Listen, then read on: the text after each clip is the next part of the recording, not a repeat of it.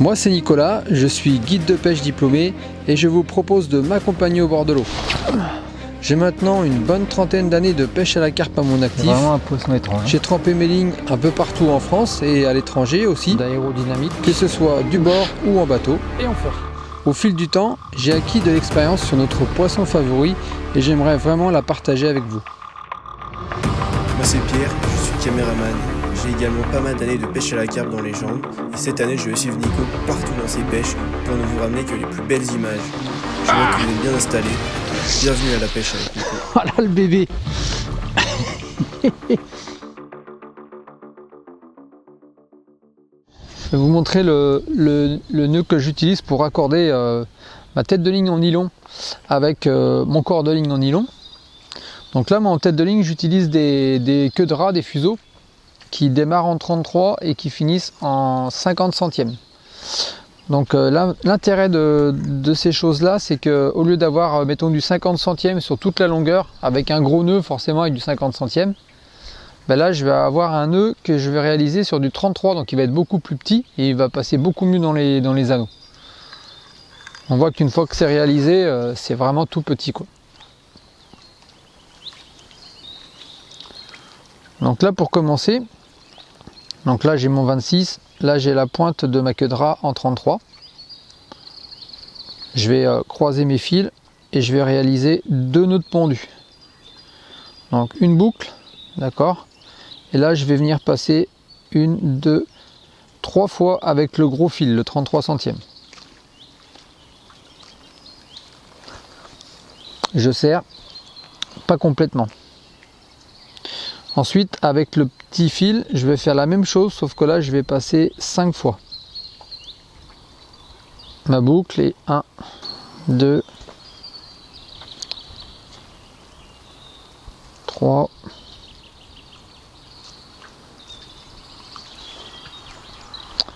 4 et 5. Et là, je vais serrer gentiment aussi, pas complètement. Donc là, je vais faire se rapprocher les deux nœuds. Tac, et quand ils arrivent presque en contact, je vais resserrer le gros en tirant sur son brin. Voilà. Je mouille bien. Je vais resserrer le petit. Voilà. Et ensuite, je vais venir gentiment les coller l'un contre l'autre. Ils vont venir en butée. Là, je tire bien. Tac, tac. Voilà, là ils sont embutés. Alors comme j'ai fait plusieurs tours, je peux là aussi me permettre de couper à ras le nœud. Comme ça, si des fois il y avait une spire qui part, c'est pas grave, tout se défait pas. Voilà. Donc c'est bien d'avoir des ciseaux précis ou une petite pince d'électricien pour vraiment être précis dans ces découpes comme ça sur les fils. Ça évite d'avoir des petits bouts, des petits picots qui dépassent là. Et là voilà, j'ai terminé mon nœud. Donc là il est tout petit. Il va parfaitement passer dans les anneaux. Et il est très facile à réaliser, quoi. En rien de temps, c'est terminé.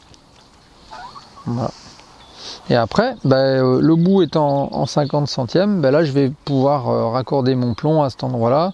Et puis être en sécurité pour lancer et pas me retrouver avec du 33 centièmes en guise d'arraché, parce que c'est insuffisant. Voilà. Faut au moins avoir un bon 40 pour appuyer un lancer, quoi, en étant serein. Ça rentre sur le coup, c'est bien. Et ça mord plutôt sur le fond. Voilà, donc prise avec une petite bouillette de 14 mm posée sur le fond, équilibrée avec un maïs flottant. Regarde un petit peu cet écaillage qu'il y a là. C'est joli ça.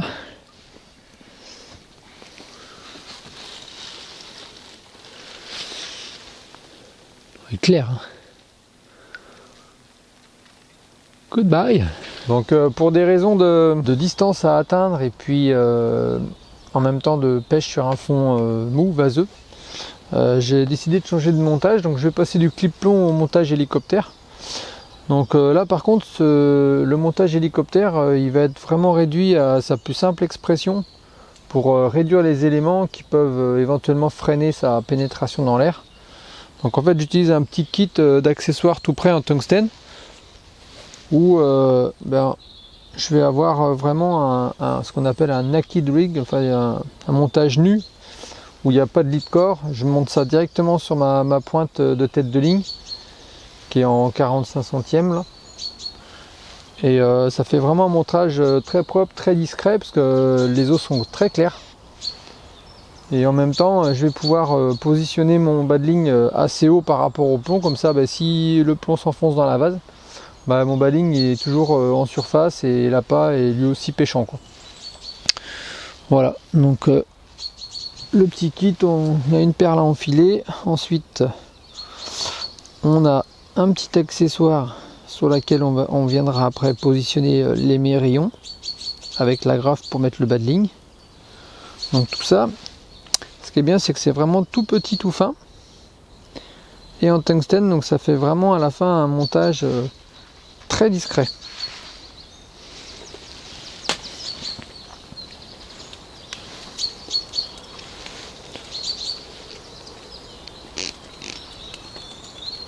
Voilà. L'agrafe, ça se met dans cet ordre-là. La petite perle. Le petit accessoire où va venir l'agrafe.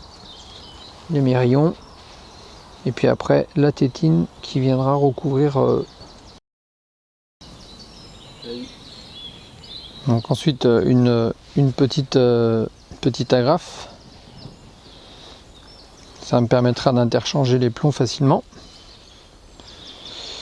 Voilà, un petit nœud autoserrant. C'est un nœud qui est facile à faire sur du gros nylon.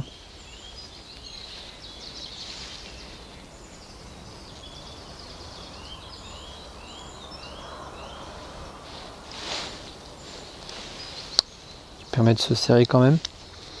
Même si on fait ça sur un gros diamètre.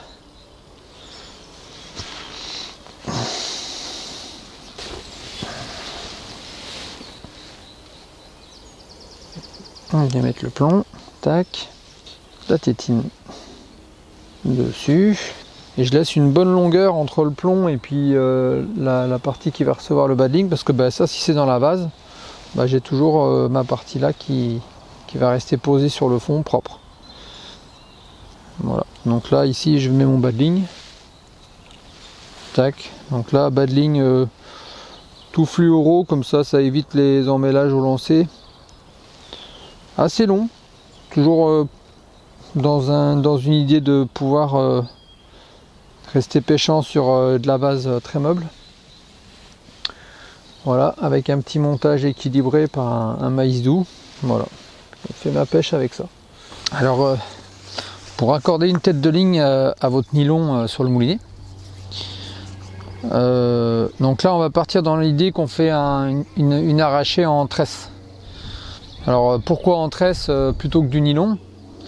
C'est que la tresse a zéro élasticité et quand on va donner une impulsion sur le montage avec la canne, il va pas y avoir de déperdition d'énergie, ça va bien retransmettre toute la puissance du lancer dans le montage et du coup ça permet de gagner quelques mètres. Voilà. Le nylon, lui, vu qu'il est un peu élastique, forcément il va absorber une partie de l'énergie et il y aura une déperdition, quoi. Voilà. Donc quand on peut, c'est vrai que l'avantage c'est d'utiliser de la tresse. Donc moi je fais un truc très très simple. En fait, au lieu de faire un nœud qui risque d'être un peu gros, j'en fais deux tout petits. Donc le premier, je fais une simple boucle avec un nœud en 8.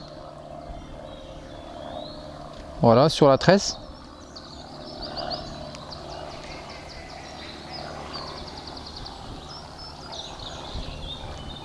Voilà, donc là, rien de plus simple, hein, un nœud en 8.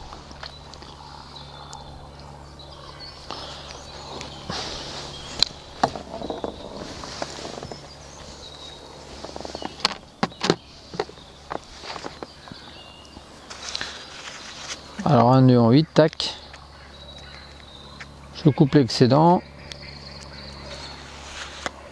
Voilà, donc ça me fait donc une petite boucle sur ma tresse. Ensuite, je vais prendre mon nylon qui s'est déjà dévidé, impeccable.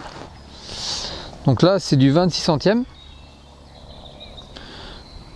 Je passe dans ma boucle et je vais faire un petit nœud de pendu là-dessus.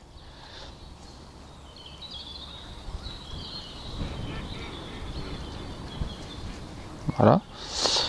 Donc on fait une petite boucle, on va venir passer 4 fois avec le nylon à l'intérieur de la boucle en prenant aussi le fil qui repart vers le moulinet. Voilà.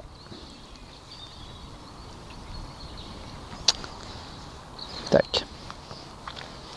Bien lubrifier les nylons, hein. Même des fois pas hésiter à carrément les immerger dans de l'eau pour les serrer, comme ça on est sûr qu'ils vont pas chauffer. Surtout les petits fils, hein. Les fils fins, là le nœud je vais le serrer mais très très doucement pour en le remouillant plusieurs fois pour vraiment éviter l'échauffement. Voilà, je serre bien mon petit nœud et c'est fini. Là je peux couper à ras puisque j'ai fait 4 tours, donc si en admettant qu'il y avait un tour qui venait à se défaire, ben, j'en ai toujours 3 qui tiennent, donc je peux vraiment couper à ras ce nœud là. Il va pas complètement se détricoter si le fil sort du nœud. Voilà, et au final ça me fait 2 petits nœuds très très fins qui vont pas du tout gêner au lancer et qui vont me permettre de très rapidement changer une tête de ligne, refaire un montage. C'est vraiment des nœuds qui sont faciles à faire, une boucle, un petit nœud de pendu, il n'y a rien de plus facile quoi. Voilà, donc ça c'est mon nœud de raccord tresse nylon corde ligne.